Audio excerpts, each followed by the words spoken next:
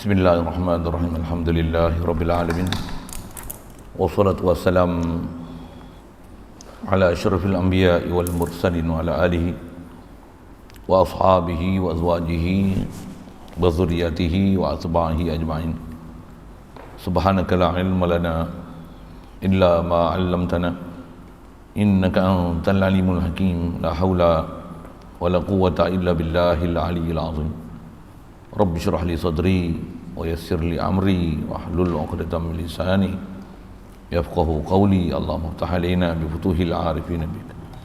Allahumma ja'alna minal ladzina yastami'una al-qawla fayattabi'una ahsana. Allahumma 'allimna mimma jahilna wa anfa'na bima 'allamtana wa zidna 'ilman nafi'an ya rabbal alamin. Rabbi a'udzu bika min hamazati syayatin wa a'udzu bika rabbi an yahdurun wa a'udzu nafsi billahil 'aliyyil 'azim. Bismillahi masyaallah la yasuqul khaira illallah. Bismillahi masyaallah la yasrifu su'a illallah. Bismillahi masyaallah ma kana min ni'matin fa min Allah. Bismillahi masyaallah la haula wa la quwwata illa billah. Wa ba'du. Kata musannif rahimahullah taala, dan wajib atas kita i'tiqad, harus bagi nabi-nabi dan rasul-rasul itu bertukar ganti dalam sifat-sifat yang bangsa manusia, yang tiada jadi cacat cedera dan yang tiada jadi kekurangan pada martabat mereka itu alaihimussalatu wassalamu.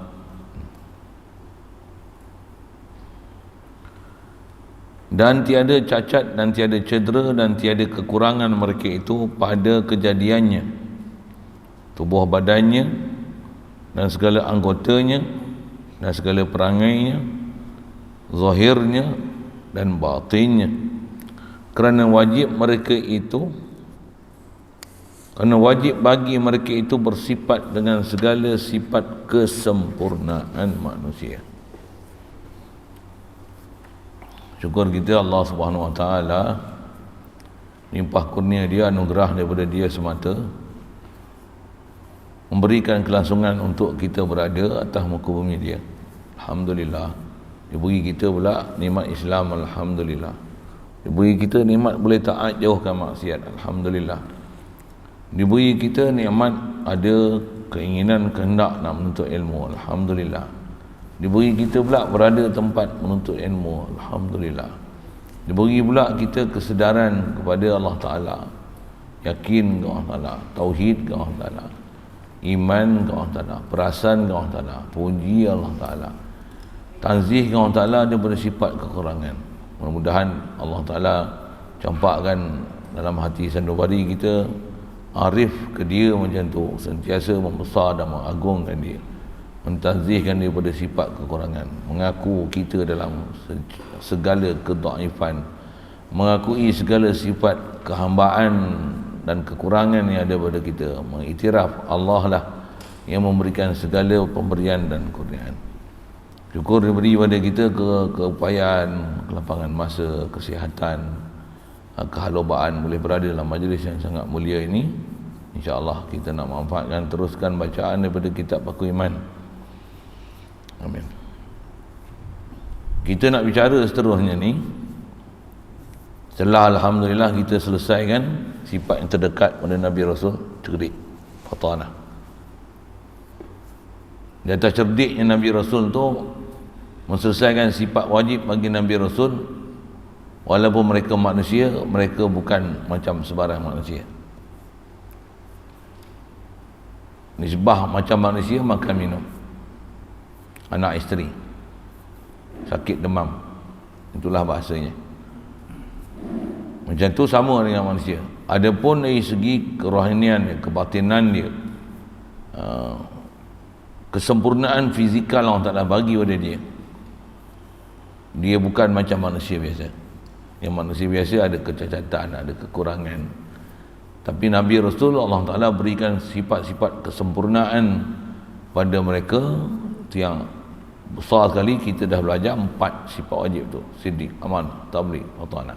Bahkan apa yang kita nak sambung ni, sifat harus pada Rasul 1.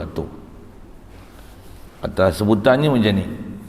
Wajib atas kita i'tiqad, harus bagi Nabi Rasul dan Rasul, harus bagi Nabi dan Rasul itu bertukar ganti dalam sifat-sifat yang bangsa manusia.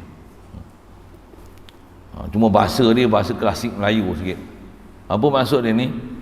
Dengan sebut angka kita dan apa kita bicara, kita nak sambung ni, sifat harus bagi Rasul, wajib bagi Rasul, siddiq, amanah, tabligh, matanah. Mustahil sebaliknya. Sifat harus Rasul satu ya. Apa dia? Harus Rasul-Rasul bersifat dengan sifat-sifat kemanusiaan. Itulah bahasa dia. Yang diguna bahasa ini bertukar ganti dalam sifat-sifat bangsa manusia. Masuk bertukar ganti ini, kanan jaga, kanan tidur, bubuh pula bahasa gitu tak, sakit, sihat. Dia pun ada istilahnya sedih, gembira, ada perasaannya itu, ada. Dia pun ada demam, ada sakit. Sifat-sifat kemanusiaan macam tu memang ada dia. Memang ada. Tapi sifat-sifat kemanusiaan yang ada pada Nabi Rasul ni, walaupun atas nama manusia, manusia memang kekurangan dan nama pun makhluk, tapi oleh kerana mereka Nabi Rasul ni wajib ada i'tiqad tambahan kat sini. Apa dia? Memang mereka manusia biasa, bersifat dengan sifat manusia biasa, tapi sifat manusia yang tiada jadi cacat, cedera, dan yang tiada jadi kekurangan pada martabat mereka itu alaihi wassalatu wassalam. Sifat kemanusiaan yang ada pada mereka tidak akan ada ciri dan sifat yang boleh menjatuhkan martabat mereka yang tinggi. Menipu, tu memang mustahil lah. Satu kita dengan apa ulama' dah buat kesimpulan kat kita, dia dah jaga dah, jangan langsung ada salah anggap, salah faham, ada syak wasangka kita pada Nabi Rasul ni terhadap 4 sifat keutamaan yang ada pada Rasul ni: siddiq, amanah, tabligh, matanah. Jangan ada silap langsung. Silap tu gagal langsung keimanan kita pada Nabi Rasul. Walaupun kita kata Muhammadur Rasulullah, beriman dengan semua Nabi Rasul, tapi duk faham ada kat Nabi Rasul ni buat dosa, ada buat maksiat. Kalau sekali pun dia kata bukan buat benda haram, dia buat benda makruh je, sekali pun rosak habis, punah habis iman. Pasal apa? Salah, tak betul konsep. Kerana mengiktikadkan mereka buat benda-benda macam tu, istilahnya boleh menjatuhkan dan menggagalkan sifat dan kepribadian mereka sebagai Rasul. Bahkan dia melibatkan bab ketuhanan, seolah-olah Tuhan ni tak tahu Rasul mana yang nak dilantik. Itu yang digagal, gagal bab Rasul, gagal bab Tuhan.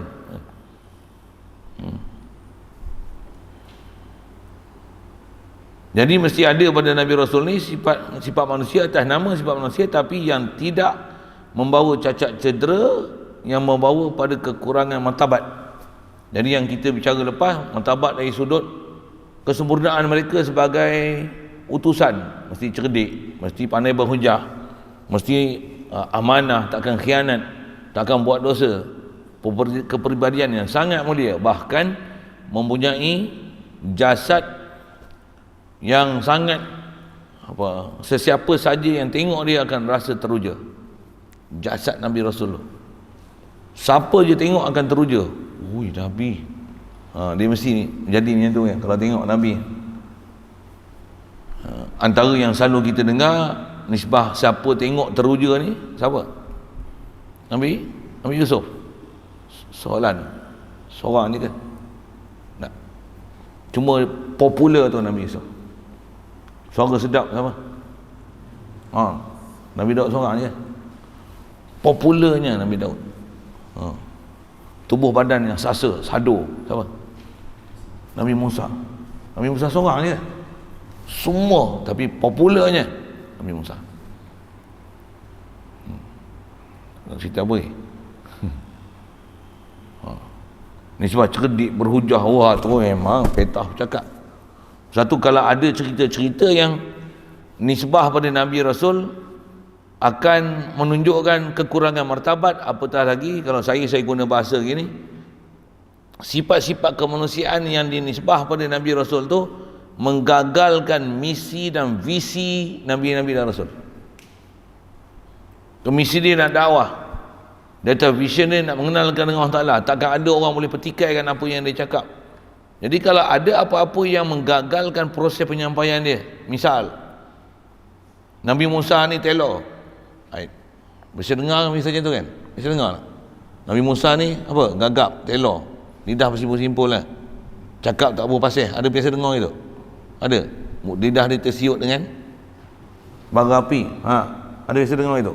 Nabi Yakub, ayah Nabi Yusuf dia kehilangan Nabi Yusuf tu pasal dibuang dalam telaga, kesedih dia tu sampai menangis, buta mata.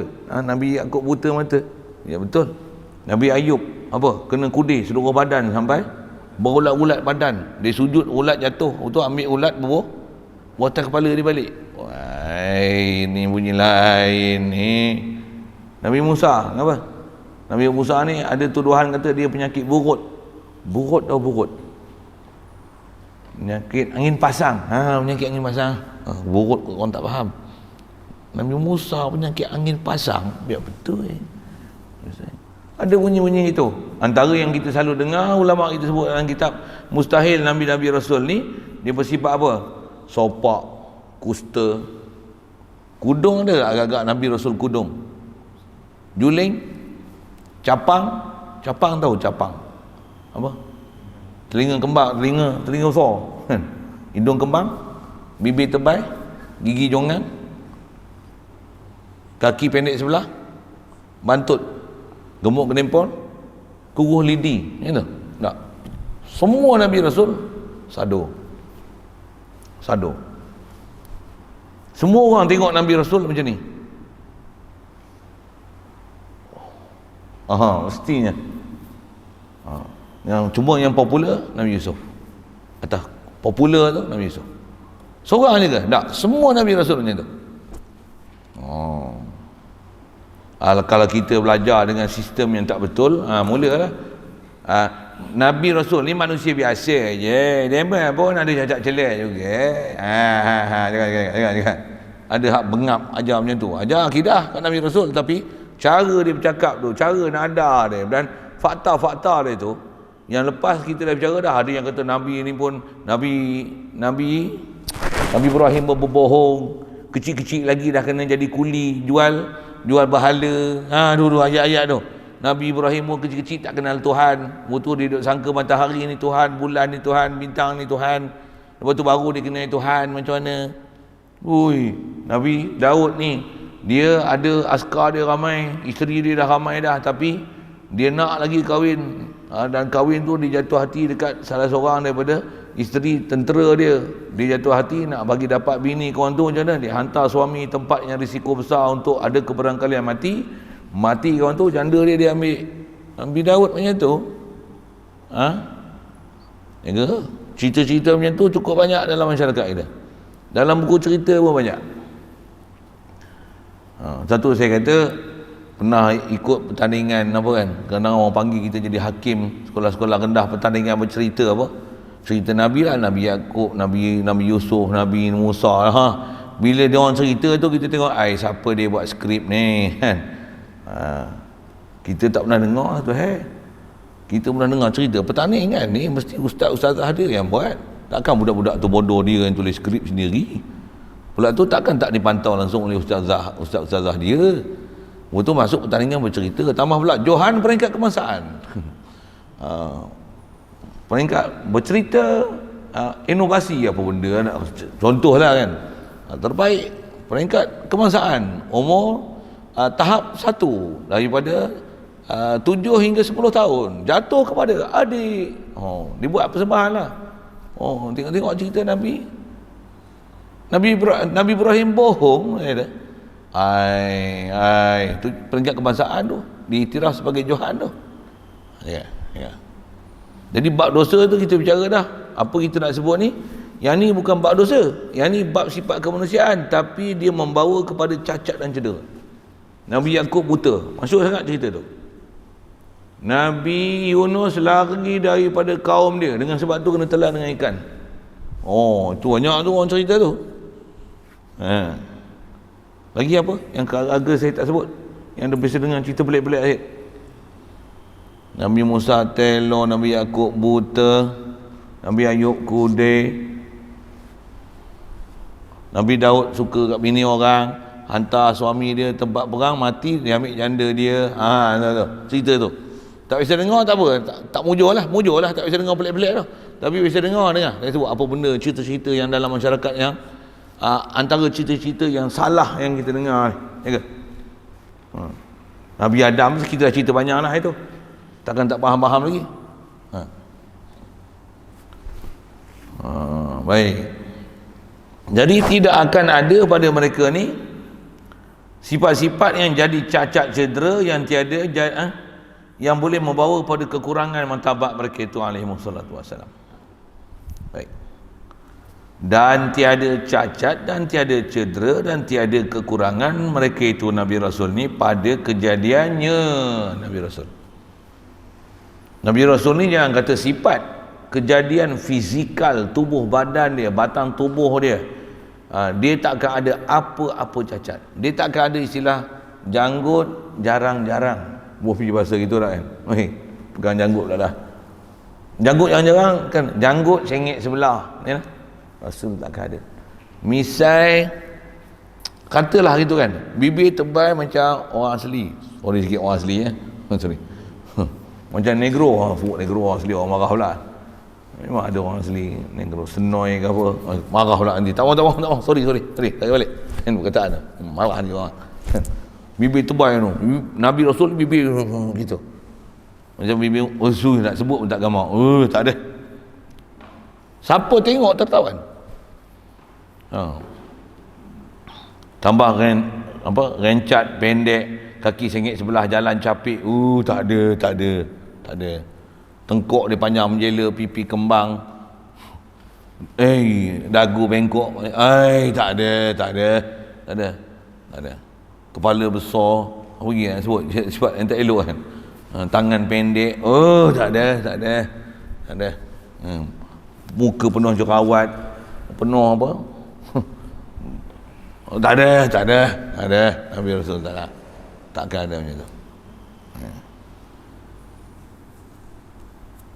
Jadi takkan ada apa-apa kekurangan mereka itu pada kejadiannya Nabi Rasul. Maksud kejadian ni kejadian fizikalnya Nabi Rasul. Apa dia kejadiannya tu? Kejadian fizikal dia, tubuh badan dia. Satu, tubuh Rasulullah ni tak tinggi tak rendah. Betul macam mana? Memang ngam-ngam, cun.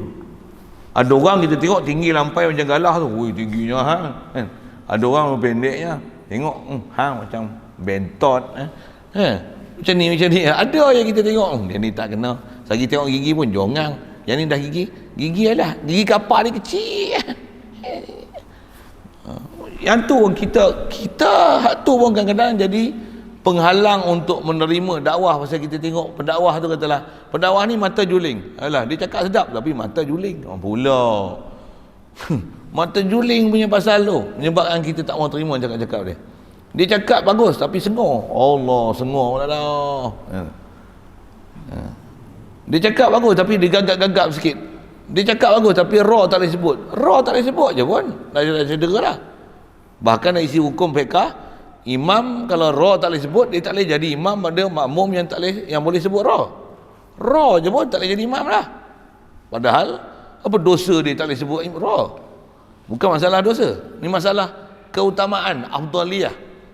Itu nisbah jadi imam, jadi rasul. Takkan Allah Ta'ala hantar rasul semua lelaki-lelaki? Mana boleh? Kita hantar pegawai pun mesti pegawai yang macam mana? Mesti yang terbaik. Kalau kata wakil peraja Bangkok Batu, macam mana nak hantar siapa? Mesti bagi terbaik. Kalau bagi pun sekali pun kecil, macam mana? Kecil cili padi. Kalau kata berumur pun, alah Cik Dolah tak mari lah ni. Berumur macam mana? Hai, nak kata macam mana? Kecil cili padi, tua tapi tua keladi. Itu lain. Macam mana nak sebut? Tua matang dan berisi. Bukan tua pelupa dan nak mati. Bukan macam tu. Hantar tu mesti the best one. Betul kan? Malaysia hantar wakil ahli sukan macam mana? Takkan ahli rendang yang pernah lepas. Lompat galah, lompat jatuh patah pinggang. Allah leceh.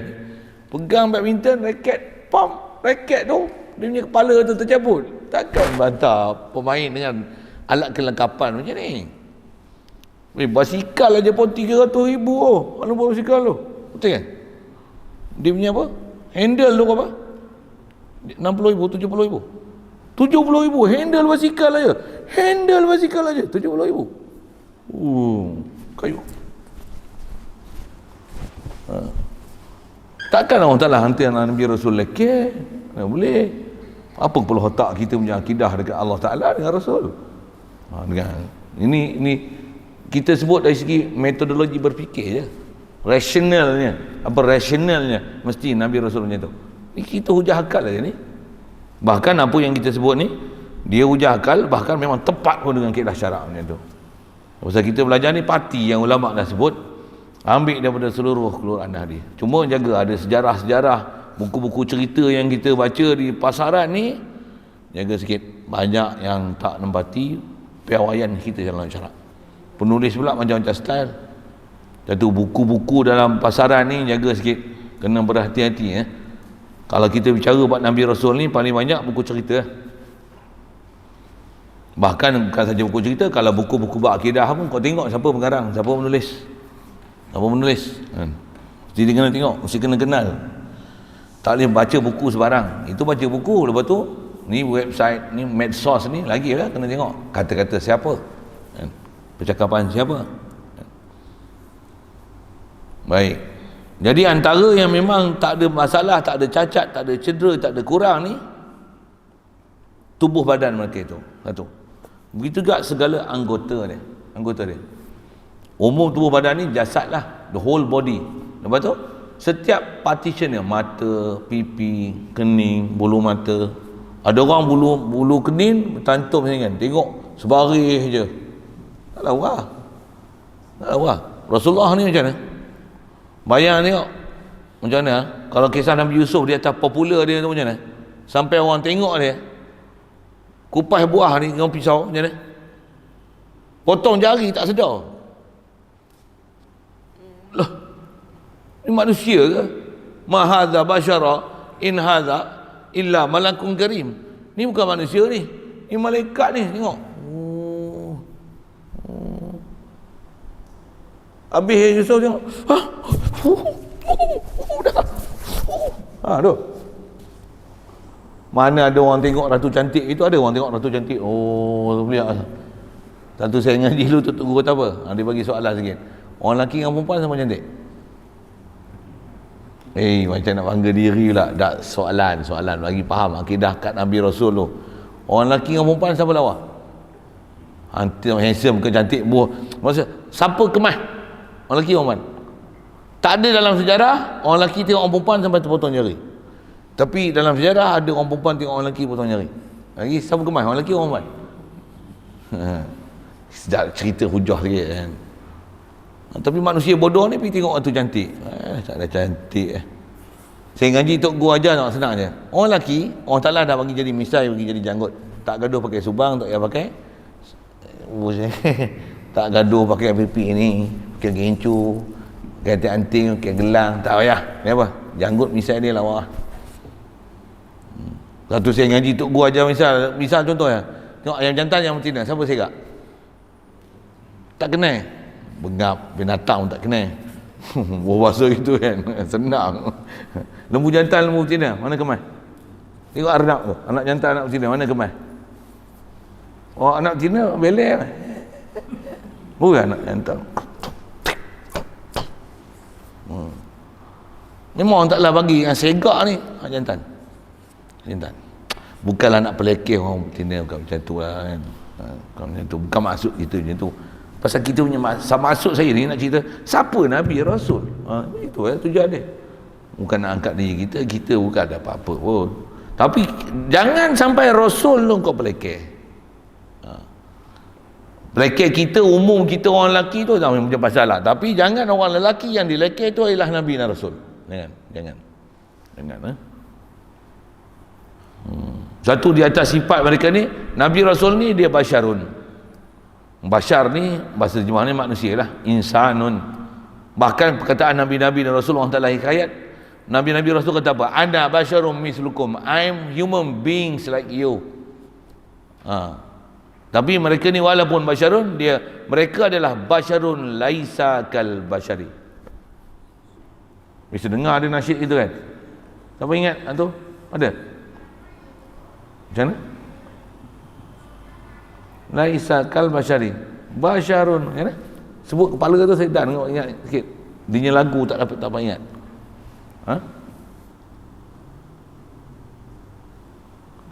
Yang tu Komarun. Macam mana? Bunyi sikit lagu tu. Tak ada.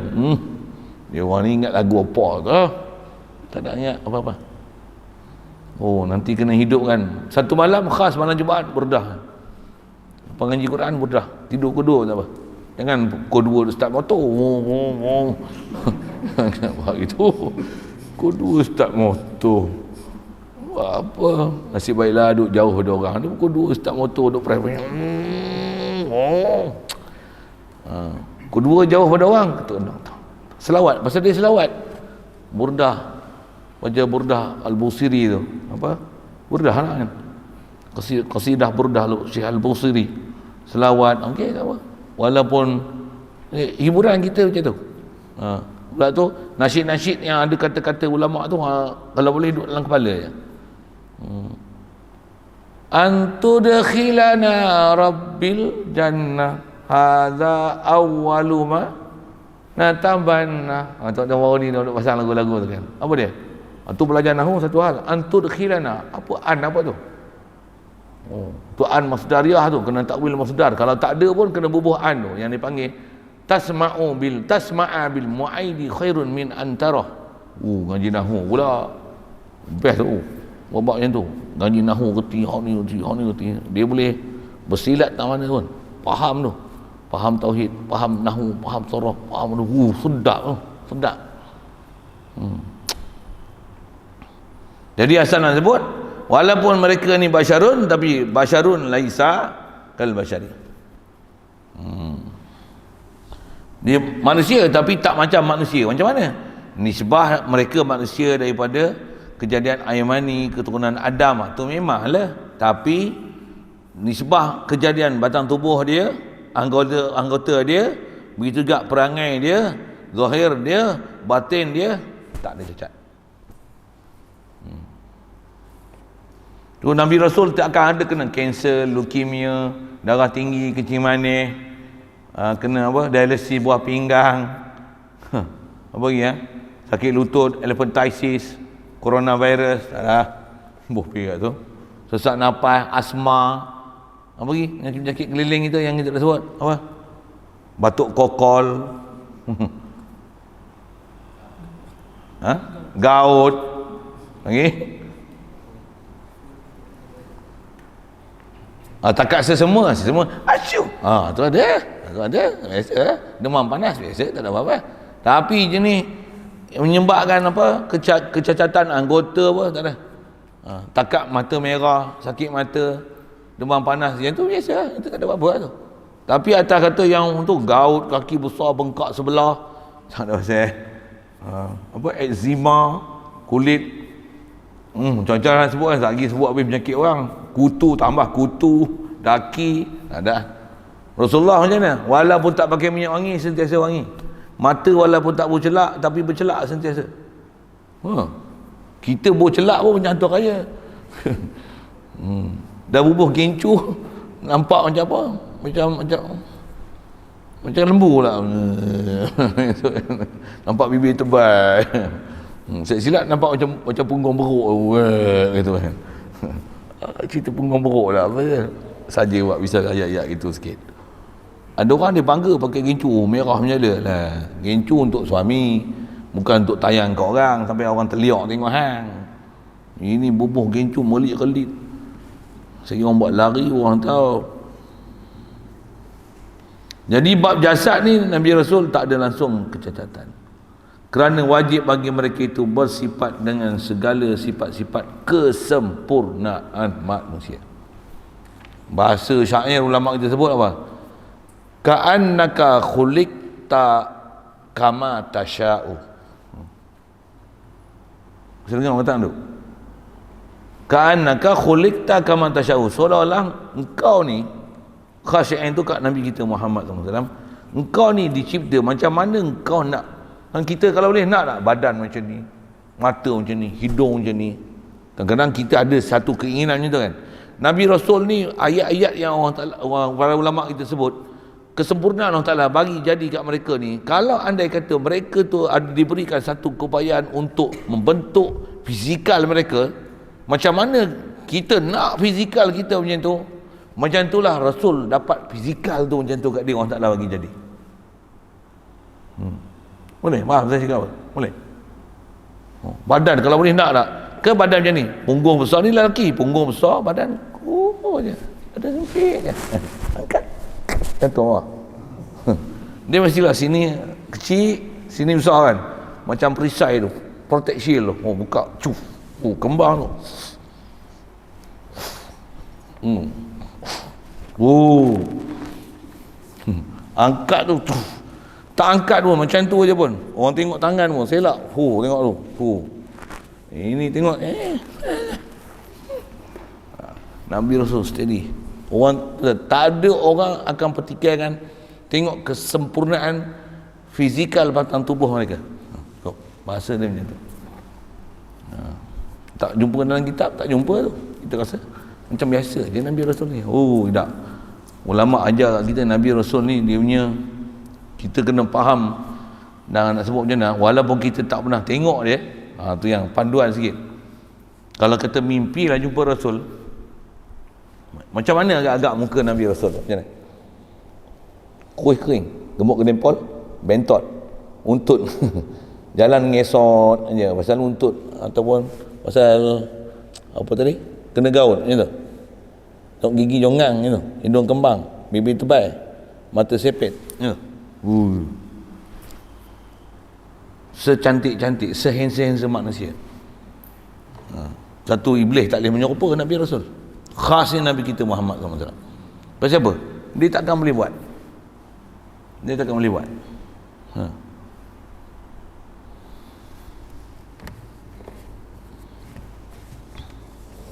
Ini jumpa, malam tadi saya mimpi jumpa Rasulullah. Muka dia macam mana? Macam muka Michael Jackson.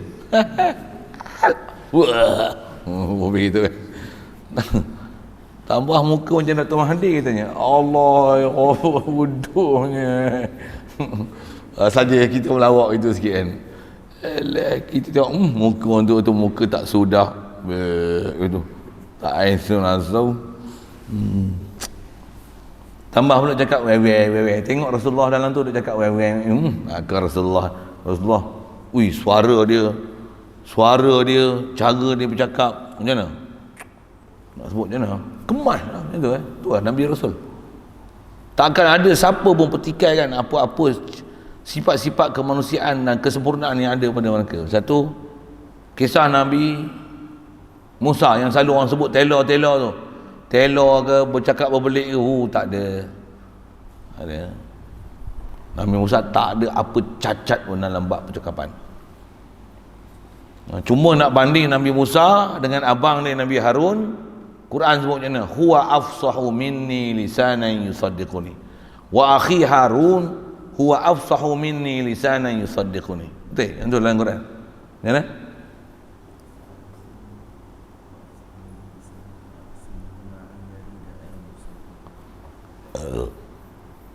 Bukan akhi Harun huwa afsahu minni lisanan. Betul ya? Wa akhi Harun huwa afsahu minni lisanan. Fa arsilhuma iya rid an yusaddiquni. Ajak mulut yang sebut itulah.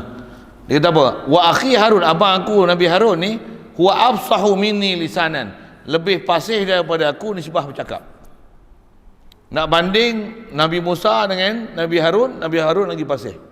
Nak banding Nabi Musa dengan seluruh Bani Israel termasuk Fir'aun tu, siapa fasih? Nabi Musa. Nabi Musa, Nabi Harun, dua-dua Nabi lagi Rasul. Nisbah fasih kalah Nabi Musa dengan Nabi Harun. Okey, faham? Tapi Nabi Musa dengan Bani Israel, Nabi Musa. Nabi Musa dengan orang Kipti, orang Firaun dan askar-askar wajunuh tu. Macam mana? Nabi Musa. Ada orang kata Nabi Musa ni gagap. Tak ada sikit gagap pun. Tak ada sikit gagap. Tak betul perkataan gagap, telor, sengau. Tak ada. Ni tepuk meja lagi tahu. Tak ada. Tu cerita tu pasal masyhur sangatlah. Tu kalau kita perhati tu apa kita faham ni bila cerita tu masyhur sangat.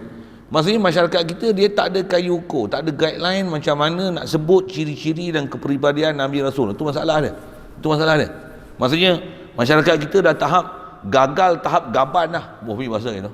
Gagal bodoh lah dalam bab Nabi Rasul ni sampai dia tak tahu apa sifat Nabi-Nabi dan Rasul yang dia nak perikan jasad mereka, jasmani mereka, batang tubuh mereka, ciri-ciri yang ada pada mereka. Sampai bodoh tengah tu tak kenal Nabi Rasul.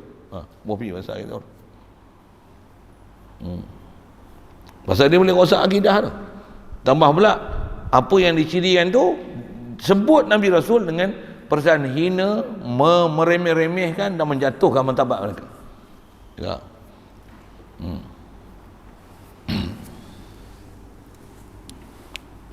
Tu tengok dia sebut sini. Tambihun, jaga-jaga sikit. Jangan terpedaya kita dengan tawarikh dan sejarah. Sama lah tu. Sejarah ni cakap Melayu, tawarikh ke Arab. Buku sejarah dulu memang pegang buku sejarah, dia tak tulis sejarah kan, dia tulis tawarikh. Kita jumpa dulu punya istilah buku sejarah dengan istilah Arab tu. Sekarang je sejarah tanah Melayu. Dulu tawarikh, dulu yang bahasa tawarikh, pelajaran tawarikh, bukan tarikh, tawarikh. Jadi tawarikh sejarah lah, bahasa mudah terjemah. Jadi jaga jangan terpedaya dengan sejarah-sejarah dan tafsir-tafsir Al-Quran. Hatta tafsir sebut ada, memang ada. Pasal ada tafsir-tafsir yang istilahnya tafsir-tafsir yang terselit dalam tafsir-tafsiran ulama ni dipanggil kisah Israiliyat. Kisah Israiliyat ni kisah apa? Kisah-kisah yang dihikayatkan daripada orang Yahudi ataupun orang Nasrani, orang ahli kitab yang menceritakan nabi-nabi sebelum Nabi Muhammad sallallahu alaihi wasallam. Cerita Nabi Musa, apa-apa cerita-cerita tu dipanggil cerita-cerita Israiliyat. Israiliyat ni bahasanya cerita-cerita daripada bangsa Yahudi, Bani Israel. Itu dipanggil cerita-cerita Israiliyat. Israel, Bani Israel. Bahasa Bani Israel tu ada anak cucu keturunan Nabi Yaqub alaihi salam. Israel adalah salah satu nama Nabi Yaqub alaihi salam. Yaqub adalah Israel. Nabi Yaqub adalah nama lain dia Israel. Ya Bani Israel, ya Bani Yaqub. Wahai anak-anak Nabi Yaqub alaihi salam. Jadi cerita Israiliyat ni cerita-cerita daripada ahli kitab Yahudi Nasrani, kalau guna bahasa itu, yang pada zaman Rasulullah ada di antara mereka yang beriman, tapi dalam masa yang sama kisah yang mereka dapat melalui ilmu-ilmu sejarah dan periwayatan tu mereka ceritakan dalam masyarakat Islam, yang sepatutnya ambil maklumat daripada Rasulullah, tapi cerita tu didengari daripada orang Yahudi dan Nasrani ahli kitab ni, disebabkan mereka ni adalah tokoh ahli kitab yang sebelum datang Quran dia tempat rujukan bab cerita, bab hukum hakam kan. Jadi bila masuk Islam, cerita tu bukan hilang terus dalam fikiran mereka, dia cerita.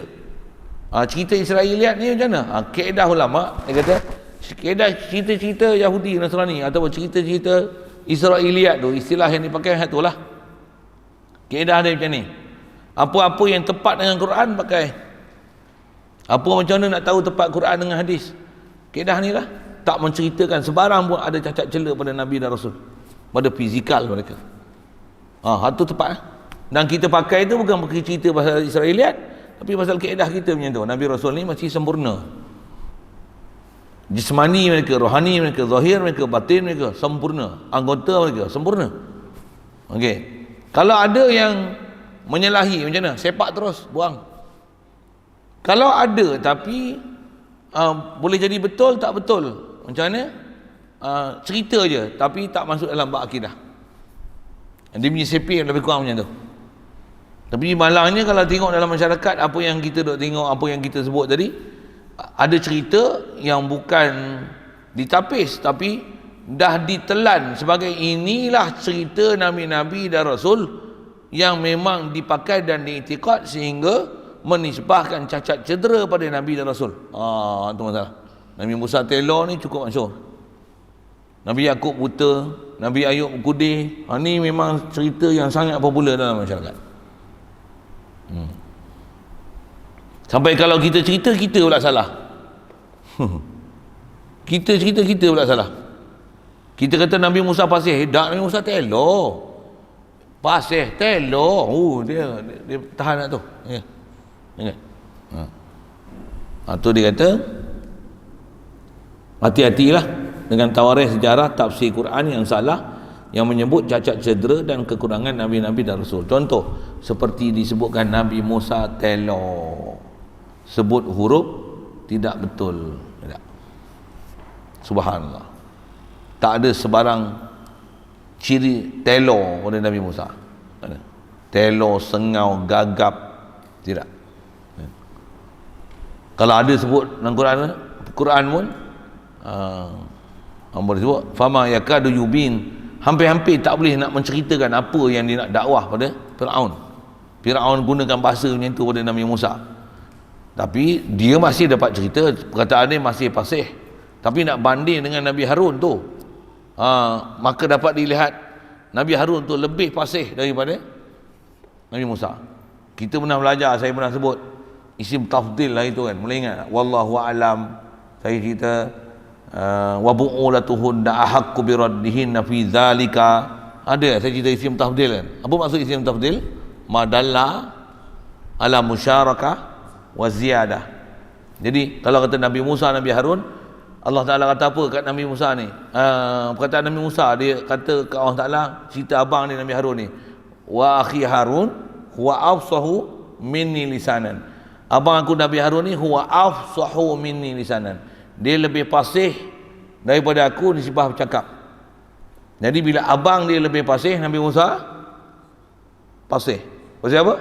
Afsahu isim tafdil. Bila Nabi Musa Nabi Harun lebih fasih, Nabi Musa fasih. Fasih. Satu lebih fasih. Bila lebih fasih maksudnya ni fasih, ni fasih. Satu lebih fasih. Kalau 2%, this person is better than this one, maksudnya this person is good, this person is good. That's why we call both one of these two good person are better than others. Anggap saya punya bahasa itu kan. Better tu apa maksudnya? Better, bukan better bukan tu. Better, B-E-T-T-E-R kan. Good, better, best. Better ni apa maksud? Good tapi more good. Kalau this person is good, kalau this one is good, then this person, apa maksudnya? This good, bad. Kalau better, this one better than this one, apa maksud? Good, tapi ni more good tu lah dia panggil better. Kalau best 3%, best, apa maksud? Good, better, best, apa maksud? Good. This more good, most good kan. Boleh? Tu yang good, better, best. Jangan silap orang putih pula. Good, goodest. Saya buat lawak bodoh sikit tu. Tak faham pengaji orang putih tu. Saya reti lah tu orang putih tengah tu. Satu saya cerita tu. Bahasa Arab, sama format nak faham bahasa Arab tu. Afsahu, apa maksudnya? Fasih. Satu. Wallahu alam, bukan Allah alim, kita alim. Tidak. Yang tu saya kata apa itu? Isim tafdil apa nama dia? Ismu tafdil yang laisa ala babihi. Dia bukan isim tafdil. Pasal dia tak menunjukkan kata mufaddal anhu. Allah alam maksudnya Allah alim, kita alim, tapi Allah lebih alim daripada kita. Tak betul. Bahkan Allah alim, kita semua jahil. Ni boleh ada macam mana? Allah bagi ilmu kat kita. Kita apa prinsip? La ilma lana illa ma 'allamtana. Tu belajar tauhid dulu. Satu mesti relate semua kaedah bahasa apa semua, pasal kita nak bagi faham akidah betul. Akidah betul. Mesti ambil semua kawaid dan format yang telah disebut oleh ulama kita. Baik. Jadi tak ada istilah Nabi Musa telok sebut huruf tak betul. Tak ada masalah. Tak ada masalah. Lagi, Nabi Ayub sakit cabuk. Istilah sakit cabuk ni apa? Berulat seluruh badan. Antara setengah-setengah kitab disebut Nabi Ayub memang sakit seluruh badan, tapi taklah sakit itu sehingga menzohirkan di kulit luar ni, di bahagian kulit luar ni nampak kudir berulat cabuk, bahasa dia cabuk tu, yang orang kemang tengkuk nak mendekati dia. Tak ada. Memang dia sakit seluruh badan, tapi sakit dia di bawah kulit. Maksudnya orang tak nampak dia sakit, tapi sebenarnya dia sakit, tapi dia tak pernah cerita sakit dia pada orang. Ada ulama tanggung kisah Nabi Ayub tu macam tu. Kalau kata Nabi Ayub ni dia berkudir seluruh badan, tu bahasa dia sebut nyangkit cabuk. Tak betul. Yang anak isteri dia pun lari. Tak, anak isteri dia lari bukan pasal masalah penyakit cabuk dia, bukan kerana berkudir dia, tidak. Anak isteri dia lari pada dia pasal apa?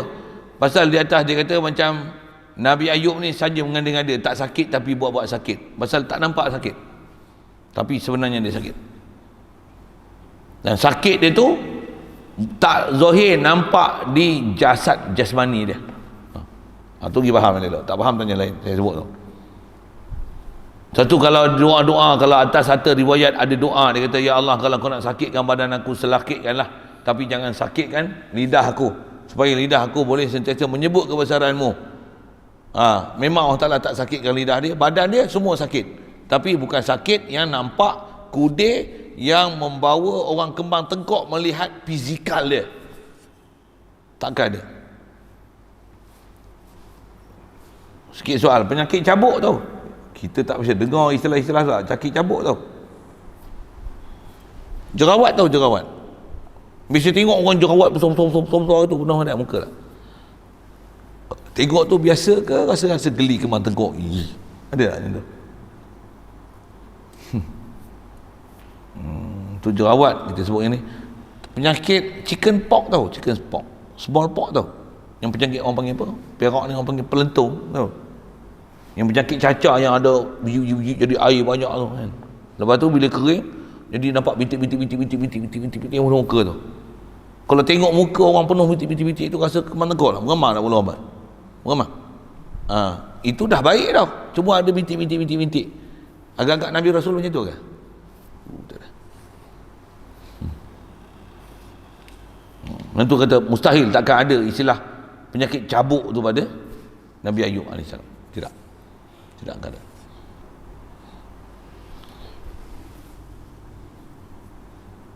Sakit cabuk berulat kepala. Tidak. Bab orang akan melihatkan diri ni jangan kata berulat kepala. Bau busuk badan, bau ketiak pun orang tak berani duduk sebelah. Orang tak suka duduk sebelah. Takkan Nabi Rasul sampai berulat kepala? Tidak. Betul kan? Kalau ada orang semayang lah, dia memang badan dia bau, dia angkat takbir macam ni, Allah, angkat ketiak tinggi kat tu kan, memang ketiak pun powernya bau, makan petai lah tu kan, tak pun makan genua, Allah, mulut pun cakap kuat pula, Allah, agak-agak boleh duduk sebelah. Nabi Rasul macam mana? Subhanallah. Kalau dia makan buah pihak, kalau dia makan genuak petai sekali pun takkan ada sebarang bau kat badan dia. Apatah lagi cabuk berulat kudir. No. Ya, elok tu. Dan Nabi Ishaq, Nabi Yaqub buta. Tak, bukan buta. Istilah sebut dalam Quran, wa yaddat ainahu minal huzni. Ibyaddat ainahu, dia ada selaput putih, tapi bukan buta. Saya pernah dengar ada ustaz-ustaz Kedah dia cerita, Nabi Yaqub Nabi Yakub, Nabi Ishak, khas ayah Nabi Yusuf tu Nabi Yakub ada. Dia kata buta, bila sampai saat dah jumpa dah Nabi Yusuf dekat Mesir apa, Nabi Yusuf suruh bawa balik jubah yang ayah dia bagi pakai pada masa kecil, dengan jubah itulah yang dia dicampak dalam telaga. Jubah itulah Nabi Musa hantar ke abang-abang dia bawa balik, suruh sapu dekat muka ayah dia, fartadda basira. Sembuh. Fartadda basira tu maksudnya kembali baliklah melihat. Kembali balik melihat tu bukan maksudnya daripada buta jadi celik, bukan. Fartadda basira tu dengan mana hilang selaput putih yang ada di mata. Dia bukan buta, tak, bukan buta. Ibyaddat ainahu maksudnya putih mata, ada selaput. Bahasa kita lah ni apa yang jenis ada kena buang-buang tu panggil apa? Keterek,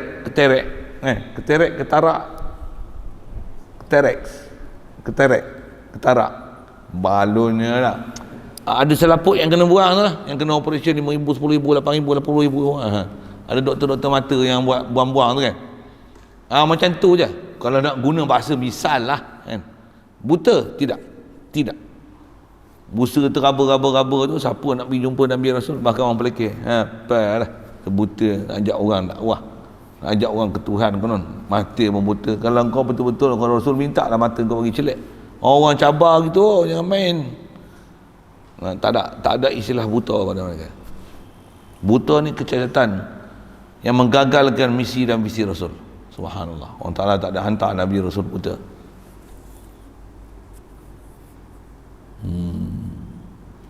Maka orang yang berkata demikian itu ialah orang yang Allah Ta'ala laknat akan dia. Alhamdulillah. Tak takut ke dengar tu Bahkan nisbah bahasa laknat ni tu lagi apa? Maksud laknat ni Allah Ta'ala jauhkan dia daripada rahmat. Apatah lagi kita belajar berakidah, rosak akidah dengan Nabi Rasul, silap tercabut iman. Pasal apa? Mempelekehkan Nabi dan Rasul. Nabi Rasul yang sepatutnya diletakkan satu martabat yang mulia dan tinggi, sama ada dalam bentuk akhlak ataupun peribadi, hatta bukan saja dalam bab batin, bahkan hanya dalam bentuk jasmani, tapi dia tidak ada langsung penghormatan kepada Nabi Rasul yang diberi, memang layak kena laknat Allah Ta'ala. Satu, jangan cakap sembarangan terhadap Nabi Rasul. Belajarlah daripada guru yang betul untuk memahamkan dan belajar bab-bab kerasulan ni, supaya jangan ada yang kita buat atau yang kita faham, yang kita belajar, yang kita dengar, yang bercanggah dengan kaedah-kaedah yang telah dirumuskan oleh ulama ahli sunnah wal jamaah kita. Kadang-kadang ada juga di kalangan kita nama ulama ahli sunnah wal jamaah juga, ustaz ahli sunnah wal jamaah, tapi ada juga dalam banyak-banyak tu ada juga gelong, ada tak? Gelong tu faham? Gelong faham? Ada ke asiwil tu dia ajar. Kadang cantik bab Tuhan, cerita lawan Wahabi, Syiah apa, bagus, cerita fitnah akhir zaman macam ni. Habis-habis cerita Nabi Adam pun berdosa je. Kacau kan. Habis-habis cerita Nabi Ayub ni kepala dia berulat. Kacau. Habis-habis cerita hak ni bagus, semangat perjuangan Islam apa. Nabi Musa ni pun, Nabi Musa telur. Kacau. Hak lain semua okey. Situ lah, salah. Betul, bab iman ni jaga. Kita selalu bagi peringatan tu pasal dia 6,000 tolak 1 kosong. 6 tolak 1 kosong. 6,000 tolak 1 kosong. Apatah lagi dia termasuk dalam teras-teras akidah. Apatah lagi atau istilahnya termasuk dalam syai' ma'lum fid din bid darurah. Ya. Kalau sekalipun tak masuk macam tu, disebab berdosa, bengong, bodoh tu satu hal. Sampai tak belajar macam tu sama sekali terhadap Nabi Rasul, tak tahu macam mana nak i'tiqad pada Rasul-Rasul dan para Nabi. Hadanallah la siratul mustaqim. Jadi bila kita dengar nanti ada orang cerita tak betul, betulkanlah orang yang tak betul tu kewajipan kita. Sebab kita cerita macam ni, kalau ada dengar orang cerita tak betul, betulkan lah. Baik komen Facebook ke apa ke WhatsApp ke, ada cerita ke apa, betul kan?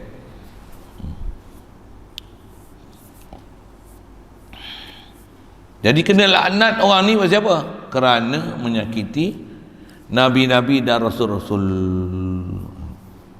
So, menyakiti Nabi dan Rasul adalah satu kesalahan besar. Kaedah kita tak akan ada istilah Nabi-Nabi dan Rasul yang kita boleh sakiti. Sakiti jasad tubuh badan tak ada dah, pasal tak ada Nabi dan Rasul yang hidup.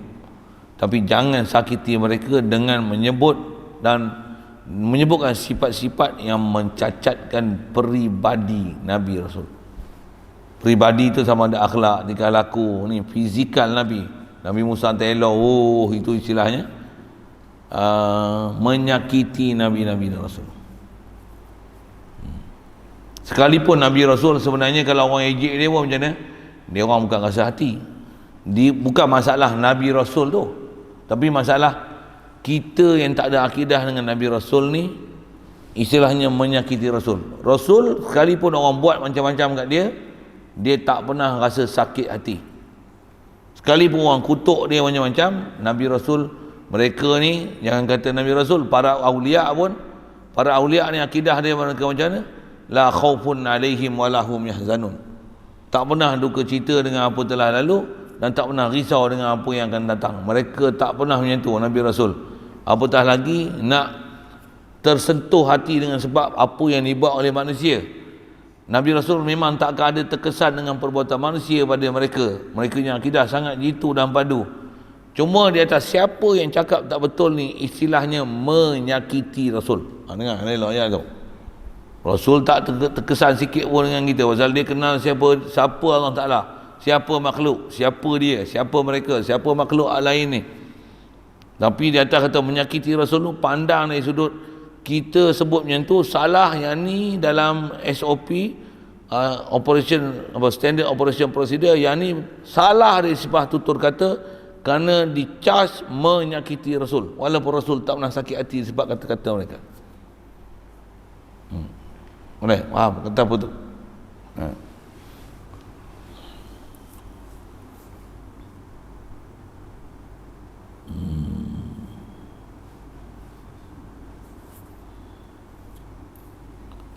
Baik.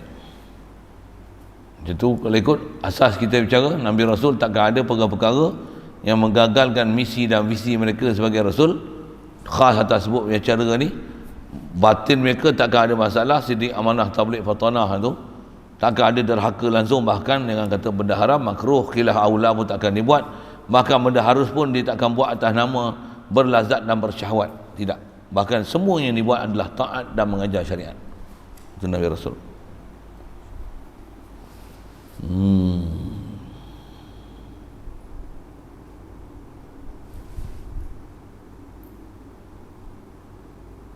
Habis tu pasal dia nak buat rumusan apa yang telah disebut mengenai kisah tak betul. Firman Allah Ta'ala mengenai orang yang menyakiti Nabi Rasul ni, innal ladzina yu'dzuna Allah wa rasulahu la'anahumullahu fid dunya wal akhirah wa a'adda lahum azaban muhina. Suratul Ahzab ayat 57. Terjemah dia bahawasanya segala mereka itu yang menyakiti mereka itu akan Allah dan akan Rasul. Fokus kita menyakiti Rasul. Macam mana?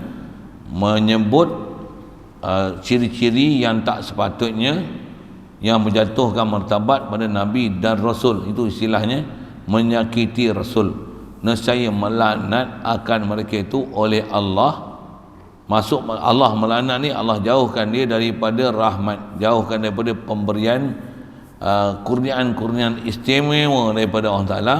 Allah Ta'ala laknat dia pada dunia dan akhirat, dan mensediakan oleh Allah Ta'ala bagi mereka itu akan seksa yang sangat hina. Atas kaedah ulama, ayat-ayat Quran yang macam ni menunjukkan dosa menyakiti Nabi Rasul dengan cerita yang tak betul pada Nabi Rasul ni termasuk dalam dosa-dosa besar. Dia termasuk dalam akbarul kabair, termasuk dalam dosa-dosa besar. Bahkan tak kena gaya, kalau sampai tahap mempelekeh Nabi Rasul, boleh jatuh murtad. Na'udzubillah. Dosa besar mesti, pasal termasuk dalam senarai sifat-sifat yang dijanjikan. Siapa ada faham macam ni, itikad macam ni, menyakiti Allah Ta'ala dan Rasul macam ni, termasuk dalam sifat-sifat yang ada dijanjikan neraka dan azab yang menghinakan. Setiap dosa-dosa, prinsip ulama ahli sunnah wal jamaah kita sebut, setiap dosa yang ada disenarai dan disebut dalam Quran menjanjikan kena azab dan seksa dengan api neraka ataupun balasan yang memedihkan, yang tu termasuk dalam senarai dosa-dosa besar. Jadi dosa besar menyakiti Nabi Rasul. Kata Nabi Musa telok, dosa besar, wajib taubat. Hukum macam mencuri, hukum macam bunuh orang, hukum macam zina, hukum macam minum arak, hukum dia tu di segi sebab dosa besar tu. Na'udzubillah.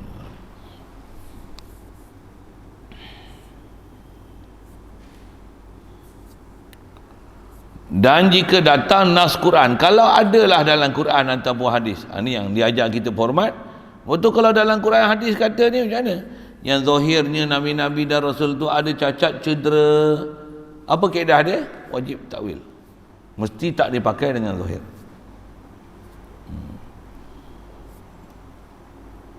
Kalau dalam Quran kita tengok, kalau kita ngaji tafsir, antara yang Quran yang satu khas cerita ada tuduhan-tuduhan umat kepada Nabi Rasul mereka tentang Nabi dan Rasul mereka ni, yang mereka tuhmahkan ada sifat tercela ni, ialah kisah Nabi Musa.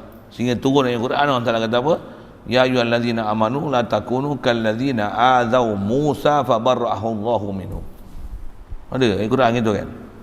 Ya ayyuhallazina amanu la takunu kallazina adzau Musa. Kamu jangan jadi macam mana Bani Israel yang mereka menyakiti Nabi Musa. Mengapa? Kita Nabi Musa masuk sebut dalam tafsir, Nabi Musa ni Bani Israel tu, zaman dia tu, Nabi Musa ni Bani Israel lah, yang beriman, tapi Nabi Musa ni dah nama Nabi, dia ada akhlak, ada peribadi yang sangat mulia.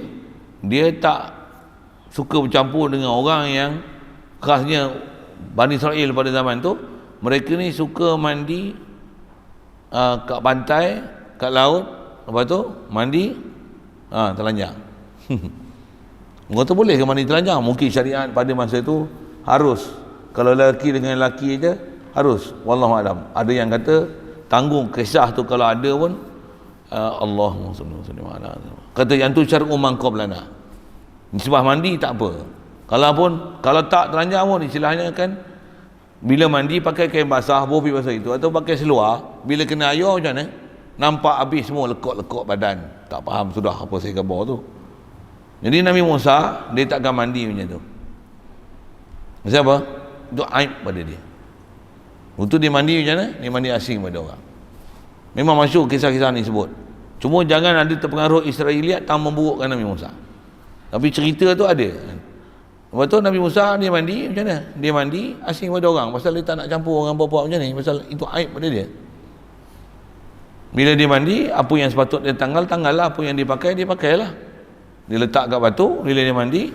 Bila kaum Bani Israel ni banyak sangat menyakiti Nabi Musa, Allah Ta'ala nak bebaskan Nabi Musa daripada tuduhan-tuduhan ni. Nak kata Nabi Musa ni tak ada langsung apa cacat cedera pada jasad dia. Pasal mereka ni bila tengok Nabi Musa asing kan ni, dia tuduh Nabi Musa ni ada benda tak kena pada anggota sulit dia. Yang tukut bahasa-bahasa dia macam tu lah kisah-kisah ni. Memang ada cerita-cerita ni dalam tafsir, kitab-kitab tafsir. Ayat Quran sebut umum, la takunu kallazina adzau Musa fabarra'ahu Allahu minhu. Betul kisah dia macam mana? Satu hari mandi macam tu, Nabi Musa asing seorang dia. Bila dia nak ambil baju dia, batu tu buat lari pakaian dia. Batu tu buat lari. Pakaian yang sepatutnya dia nak kena pakai buat lari. Ada yang kata dia tak pakai pakaian langsung, ada yang kata dia pakai pakaian basahan. Ini nampaklah lekuk-lekuk badan dia macam tu, yang tukut bahasa tu. Saya tak payah fokus khas pun tak apa. Lari pula tu betul-betul dekat kaum ni yang ramai yang duk mandi-mandi anda ni. Dia orang duk tuduh Nabi Musa ni macam lah penyakit burut lah, apa angin pasang lah. Bila lalu depan kaum ni macam mana? Jangan main tu, saya gerak tau. Sorry saya guna bahasa tu ya. Saya ngaji pun ada tutup guna bahasa itu. Macam mana? Lepas tu tak kata apa lah kat Nabi Musa. Jadi jangan ada perangai itu. Kita takkan nak tunggu sampai batu lalu tengah jalan, bawa lari baju baru nak berhenti daripada kata benda-benda yang tak kena pada Nabi Musa ataupun seumpama itu. Jadi kaedah kita belajar format elok-elok, jangan ada sebarang celupar mulut menisbahkan perkara-perkara yang tak sepatutnya menisbah pada Nabi Rasul yang walaupun dalam bab mencacat cederakan fizikal mereka, batang tubuh mereka atau anggota mereka, apatah lagi kepribadian mereka, akhlak mereka, tingkah laku mereka. Subhana rabbika rabbil izzati amma yasifun. Baik. Jadi takwil dia macam ni, Nabi Ishaq dan Nabi Yakub bukan buta, hanya kelabu mata. Nabi Ayub bukan cabuk, hanya jadi kudih sedikit jua. Ini kitab ni. Saya ingat tengok kitab-kitab lain, ada sebagian ulama kata Nabi Ayub dia kudih di bawah kulit, bukan di atas permukaan kulit yang orang tengok rasa jijik. Itu. Kena takwil mesti, pasal prinsip dah ada. Takkan ada benda yang akan menggagalkan misi dan visi Rasul. Pula tu kita sejarah dah lama kita tak tahu betul tak betul. Waktu cerita pula memburukkan Nabi Rasul, sedangkan kaedah kita kena muliakan Nabi dan Rasul. Takkan nak ambil cerita bodoh-bodoh cerita pada Nabi dan Rasul. Berkata Syekh Al-Marzuq, okey, cukup situ. Yang ni dia nakal perkataan kata ulama kita mengenai orang-orang yang ada perangai menyakiti Nabi dan Rasul ni. Jaga-jagalah situ dulu. Wallahu a'lam. Ada soal?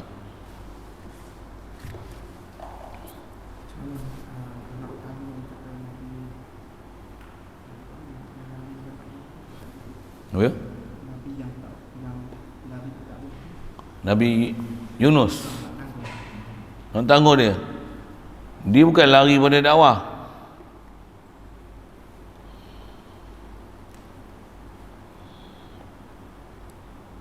Allahumma salli alaihi wasallam. Nabi Yunus yang kena telan ikan tu bukan telan ikan disebabkan lari pada dakwah, tidak. Waktu macam mana dia boleh keluar pada kampung? Dia keluar pada kampung di atas kaedah nak cari alternatif masyarakat lain yang juga ditaklif untuk dakwah. Orang kata apa?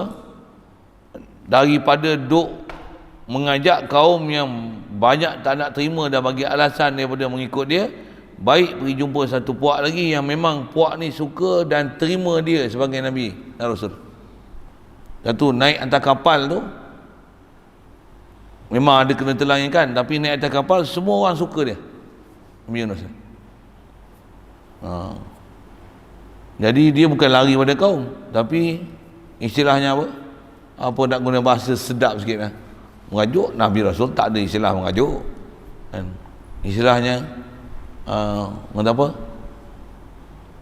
Daripada duk sibuk pergi berjumpa dengan orang yang memang tak mau terima langsung dia, gunakan satu taktik, pergi kepada orang yang memang nakkan dia, sayang ke dia, kasih ke dia, supaya boleh jatuh hati orang yang tak suka ni dan rasa cemburu di atas Nabi Yunus ni, macam seolah-olah ditinggalkan mereka. Dengan sebab taktik tu kaum dia menanti-nanti kepulangan dia, lepas tu semua pakat beriman. Setengah saya ngaji ada guru tangguhnya tu, memang kat Nabi Yunus, kaum Nabi Yunus jadi macam tu. Fa arsalnahu ila mi'ati alfin aw yazidun. Dan tu perkataan Nabi 100,000 umat dia. Asalnya degil-degil, tapi bila dia tinggal sampai cerita naik kapal, orang dalam kapal semua suka kat dia, tapi undi keluar nama dia, undi keluar nama dia, undi keluar nama dia, sampai orang tawar diri keluar untuk letakkan, gantikan diri dia, ganti tempat Nabi Yunus yang kena campak, kena keluarkan daripada kapal pasal undi tu kan. Fasahama fakana minal mudhadin, sebut dalam Quran. Undi cabut nama dia.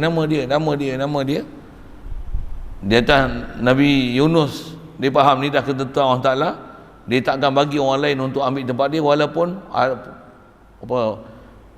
semua penghuni kapal tu sangat kasih dengan dia dan rasa terkilan, terharu pasal Nabi Yunus yang sangat baik dan pekerti yang sangat mulia ni akan jadi sebagai orang pilihan untuk dicampak ke laut untuk menstabilkan kapal yang terumbang-ambing disebabkan kena pukulan ribut tu, yang turut bahasanya. Jadi dia keluar tu di atas taktik tu. Dan memang pun selepas dia keluar, selepas kena telan ikan, keluar daripada pokok ikan, bila dia balik kat kaum dia, macam mana? Kaum dia semua tunggu dia. Kau pergi mana ni Nabi Yunus? Lama dah kami tunggu. Kami dah tunggu, kami beriman dah, kami menyesal dah, kami tak ikut kamu dulu. Bila kami fikir-fikir, rupanya kami yang sombong, kami yang takabur. Kami semua beriman, tunggu kepulangan kamu. Saya ngaji ada guru sebut tu satu hal. Dan nak mengajar apa? Salah satu kaedah dakwah ni buat macam mana? Biar tak usah pergi tempat orang ni lama sikit, khasnya pada yang hidung tinggi tu. Biar kita datang, dia tunggu-tunggu kedatangan kita. Di atas prinsip tu ulama kita sebut, di atas prinsip macam ni. Ada setengah kata yang ni dalam sabda Nabi. Dia kata zur ghibban yazdad hubban. Kalau nak pergi ziarah orang, jangan kerap, datang sekali-sekali, nescaya akan tambah kasih sayang. Jadi jumpa kaum pun, kalau orang tak apa suka macam mana, jangan kerap sangat datang. Nanti orang menyampah. Macam mana? Datang sekali-sekali, baru orang akan sambut kedatangan kita. Itu ada prinsip-prinsip macam tu lah dakwah. Jadi atas kisah Nabi Yunus tu, saya ingatnya antara nak tanggung tu macam tu, supaya jangan kata dia lari daripada kaum. Tak, dia bukan lari, tapi yang tu istilahnya berunduk untuk menyusun strategi. Salah satu strategi dakwah, dah orang tak nak, merajuk biarlah pada yang kasih. Yang tu bahasa-bahasa orang tua dulu. Berunduk untuk menyusun strategi. Yang tu bahasa ni. Saya jawab soalan lain. Bismillahirrahmanirrahim. Allahumma nawwir qulubana bi nuri hidayatika kama nawwartal arda bi nuri syamsika abadan abada. Bi rahmatika ya arhamar rahimin warzuqna fahman nabiyyin wa hifzal mursalin wa ilhamal malaikatil muqarrabin wa sallim tasliman ala jamil anbiya'i wal mursalin. Alhamdulillah.